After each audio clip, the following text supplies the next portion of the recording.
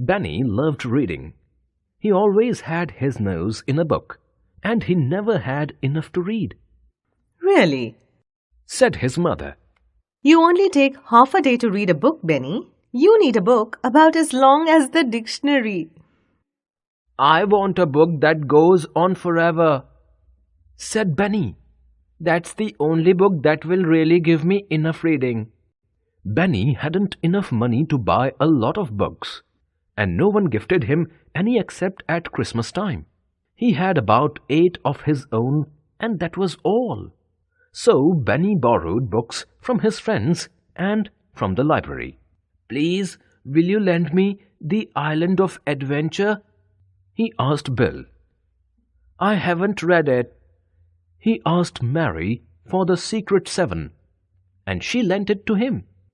Then he borrowed 5 on a Treasure Island from Henry and 2 nature books from John. But he always forgot to give them back. At least he forgot at first. But when he saw his bookcase gradually filling up, he simply couldn't bear to give back any of the books. So he didn't. If the children asked him for them, he pretended he hadn't got them. He was the most dishonest little boy. He didn't only borrow books.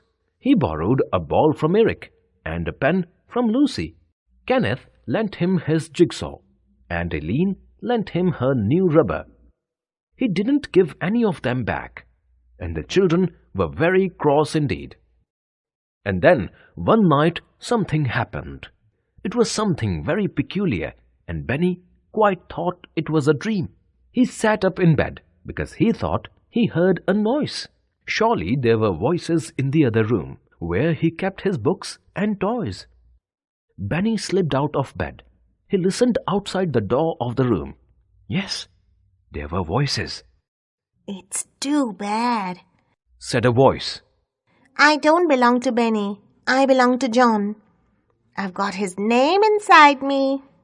So have I, said another voice. And I belong to Bill, said a third voice.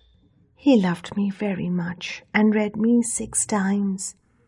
Now I'm stuck here in Benny's shelf, and I don't like him. Benny doesn't treat me properly either. He's turned some of my pages down to mark its place, and that's a horrid thing to do with books. I belong to Mary, said another voice. I was a birthday present from her mother, and she liked me.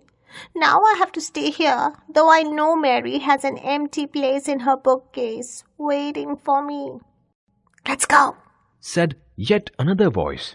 Why should we all stay here? Let's run down the stairs and go to that little room where there's always a window left open for the cat. Come on, won't stay here and be a borrowed book any longer. Good gracious, thought Benny in alarm. Why, it's the books talking. Would you believe it?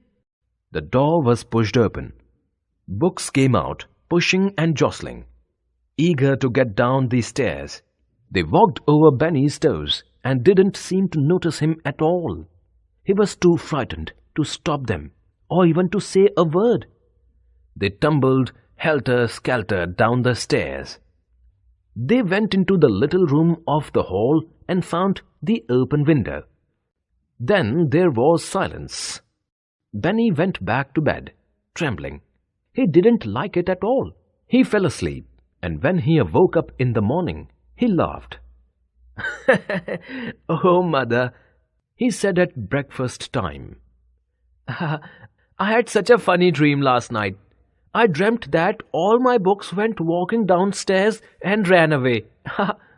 Well, well, what a queer dream to have, said Mother. But what do you think?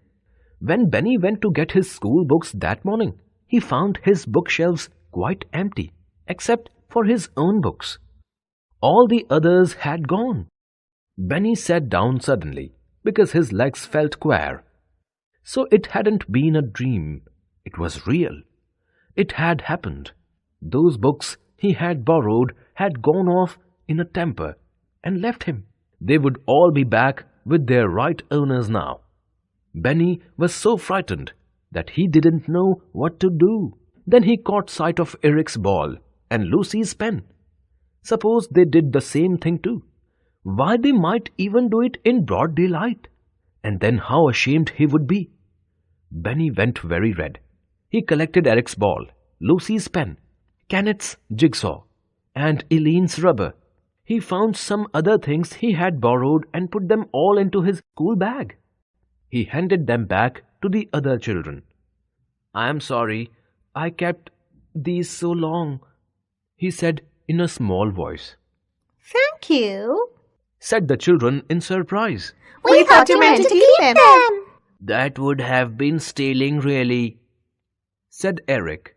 Oh, Benny, thank you for sending back my book, The Boy Next Door. I found it in my bookcase this morning, said Mary. Benny stared at her. Good gracious! So her book had managed to find its way right to that empty place in Mary's bookshelf. The others told him that their books were back too.